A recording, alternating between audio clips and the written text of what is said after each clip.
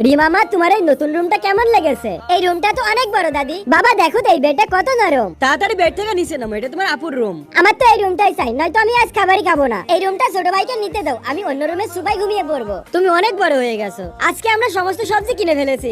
আম্মু, তোমার এই সবজিটা ভারী লাগছে, অর্ধেক সবজি আমার কাছে দাও। আম্মু, আমি আর হাঁটতে পারছি না, তাড়াতাড়ি আমাকে কোলে নাও। এই সমস্ত সবজি তুমি ধরো রিমা, আমি তোমার ভাইকে কোলে নেই। রিমামা, এটা তো বেশি ভারী, অর্ধেক আমার কাছে দাও। হ্যাপি বার্থডে মা, আজকে তোমার 18 বছর পূর্ণ হয়েছে। এই কেক এখানে কেন রাখা হয়েছে?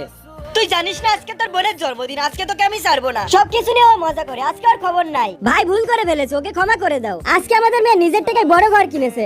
আমাদের মেয়ে অনেক বুদ্ধিমান, ও এত অল্প বয়সে এত বড় ঘর কিনে ফেলেছে। আরে বাহ আপু, তুমি তো অনেক বড় ঘর কিনেছো। এত বড় ঘর কিনতে তো আমার অনেক বছর লেগে যাবে। তুমি ছোটবেলা থেকে নিজের পরোয়া না করে অন্যকে খুশি রাখার চেষ্টা করে থাকো।